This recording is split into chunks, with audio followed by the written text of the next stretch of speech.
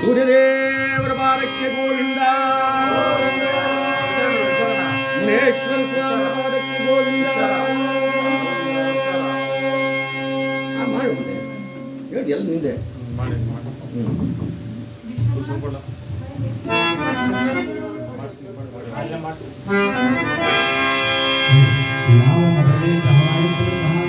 ಯಾವ ಮೊದಲನೇ ಗ್ರಹವಾದಂತಹ ಸೂರ್ಯನಾದರೂ ಬಹಳ ಶ್ರೇಷ್ಠ. ಯಾಕಪ್ಪ ಅಂದ್ರೆ ನವಗ್ರಹಗಳು ಗ್ರಹಗಳೆಷ್ಟು 9 ಗ್ರಹಗಳು, ಆದರೆ ಕಣ್ಣಿಗೆ ಕಾಣುವಂತಹ ಗ್ರಹಗಳೆಷ್ಟು?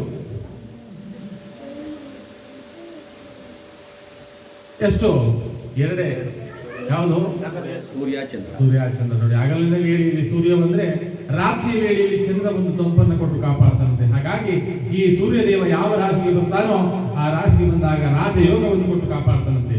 ಹಾಗಾಗಿ ಈ ಪರಮಾತ್ಮ ಒಳ್ಳೆಯದಾಗಿ ಏನಾದರೂ ಸೂರ್ಯದೇವ ಬಂದಾಗ ಒಂದು ಮನೆಯನ್ನು ಕಟ್ಟಿಸೋದಾಗಿರ್ಬೋದು ಅಥವಾ ಒಂದು ಯಾವುದೇ ಉನ್ನತ ಅಧಿಕಾರಕ್ಕೆ ಸ್ಥಾನವನ್ನು ಅಲಂಕರಿಸೋದು ಕಾರಣ ಯಾರಪ್ಪ ಅಂದ್ರೆ ಈ ಸೂರ್ಯದೇವ. ಹಾಗಾಗಿ ಈ ಸೂರ್ಯದೇವ ಒಳ್ಳೆಯದನ್ನು ಕೊಡಬೇಕೆಂದು ಭಾವಿಸಿದಾಗ ಒಳ್ಳೆಯದಾಗಿ ಬರ್ತಾನೆ. ಈ ಪರಮಾತ್ಮ ಸೂರ್ಯದೇವ ಏನಾದರೂ ಕೆಟ್ಟವನಾಗಿ ಬಂದರೆ ಕೆಲವ್ರಿಗೆ ಏನಾಗುತ್ತಪ್ಪ ಅಂದ್ರೆ ಬಹಳ ವರ್ಷ ಆಗುತ್ತೆ, ಗಾಯ ವ್ಯಧಿಯಾಗಿ ಬಹಳ ವರ್ಷ ಆದರೂ ವಾಸಿ ಆಗಲ್ಲ.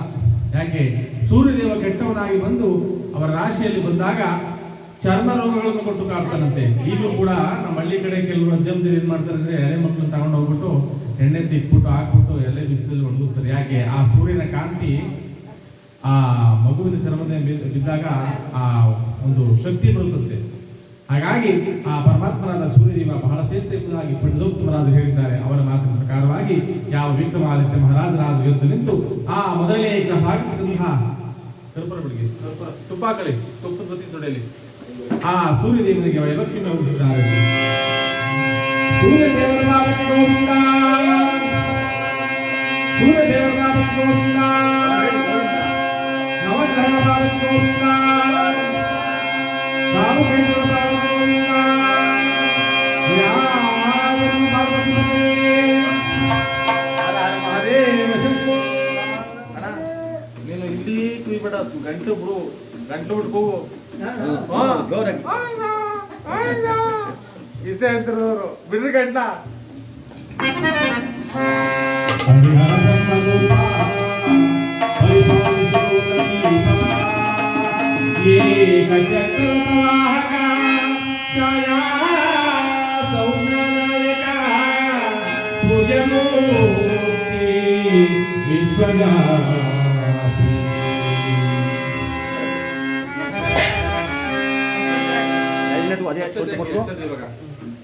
ಅಕ್ಷತೆ ಹಾಕಿ ಎಲ್ಲಿ ಹಿಂಗ ಹಾಕ್ಬೇಕು. ಈ ಎರಡು ಕೈ ಬೇಡ್ಕೊಳ್ತಾರ ಹಾಕಿ.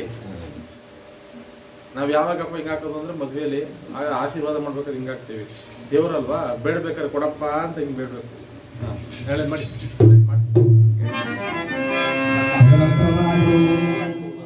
ಮೊದಲನೇ ಪಂಡಿತತ್ವರಾದ ನಂತರ ಯಾವ ಎರಡನೇ ಪಂಡಿತತ್ವರಾದ ನಿಂತು ಎರಡನೇ ಗ್ರಹವನ್ನು ಕಂಡ ಯಾವ ಚಂದ್ರನೆಂಬ ಗ್ರಹದ ಮಹಿಮೆಯನ್ನು ಹೇಳ್ತಾ ಇದ್ದಾರಂತೆ. ಯಾವ ರೀತಿ ಚಂದಿರ ಪದ ಸುಂದರ, ಚಂದಿರ ಪದ ಸುಂದರ,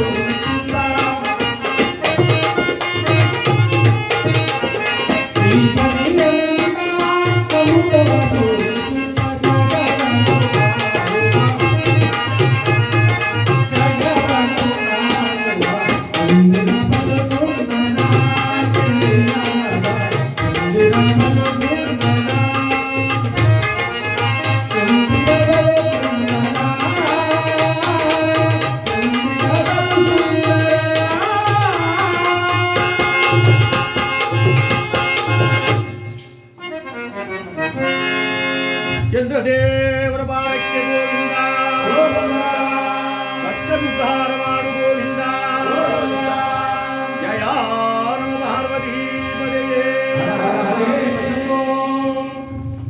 ಈ ಎರಡನೇ ಗ್ರಹವಾದಂತಹ ಚಂದ್ರಗ್ರಹವು ಕೂಡ ಬಹಳ ಶ್ರೇಷ್ಠ. ಯಾಕಪ್ಪ ಅಂದ್ರೆ ಹಗಲಿನಲ್ಲಿ ಸೂರ್ಯ ಬಂದಿಲ್ಲ ಅಂದ್ರೂ ಆಗಲ್ಲ. ಸೂರ್ಯ ಬಂದ್ರೆ ಏನಪ್ಪಾ ಬಿತ್ತು ಅಂತೀವಿ. ಆ ರಾತ್ರಿ ವೇಳೆಯಲ್ಲಿ ಚಂದ್ರ ಆ ಭೂಮಿಯ ತಾಪವನ್ನ ಇಬ್ಬನಿ ಎಂಬ ಅಮೃತವನ್ನ ಸುರಿಸಿ ನೋಡಿ. ಆಚೆ ಎಲ್ಲರೂ ಉಲಸು ಮಲದ್ರೆ ಬಟ್ಟೆ ಎಲ್ಲ ನಿಂತೋಗುತ್ತೆ. ಯಾಕೆ?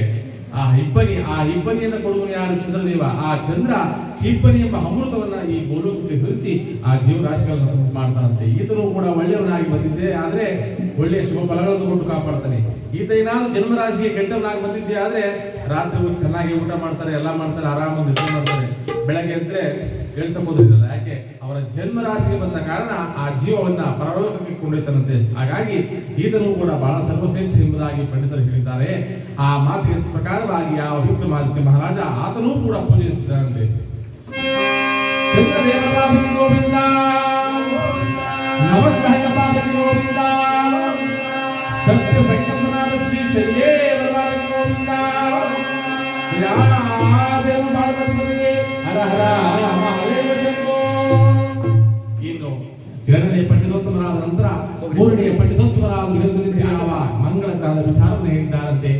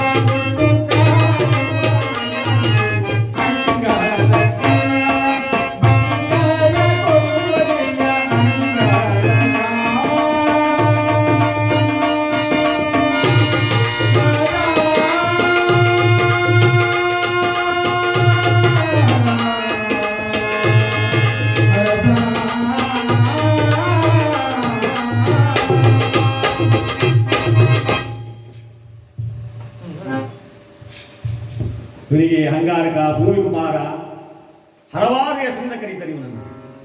ಇವನೊಂದು ಬಿಟ್ಟರೆ ಬಂಗಾರ ಗುಣ ಸಂಪನ್ನ. ಇವನೇನೋ ಮುನಿಸ್ಕೊಂಡು ನೀವು ಪ್ರೀತಿ ವಾರ್ಕಟ್ಟಕ್ಕೆ ಹೋಗ್ತಾನೆ. ಅದಕ್ಕೋಸ್ಕರವಾಗಿ ಅಂತಹ ಮಂಗಳದೇವನನ್ನು ಭೂಲೋಕದ ಮಾನವರಾದ ನಾವುಗಳು ಆ ಭಗವಂತನಿಗೆ ತೊಗರಿ ಕಾಲದ ಪೂಜೆಗಾಗಿತ್ತು ಏಕಚಿತ್ತ ಮನೋಭಾವದಿಂದ ಆ ಭಗವಂತನನ್ನು ಸ್ಮರಣೆ ಮಾಡಿಕೊಂಡಿದೆ. ಆದರೆ ಸಕಲ ವಿಧವಾದ ಸುಖ, ಸಂತೋಷ, ಸೌಭಾಗ್ಯವನ್ನು ಕೊಟ್ಟು ಕಾಪಾಡ್ತಾನೆ ಅನ್ನೋದ್ರಲ್ಲಿ ಯಾವ ಸಂದೇಹವೂ ಇಲ್ಲ. ಆದ್ದರಿಂದ ಅಂತಹ ಮಂಗಳದೇವನನ್ನು ಒಂದು ದೀಪಚಿ, ಮೂರನೇ ದೀಪ.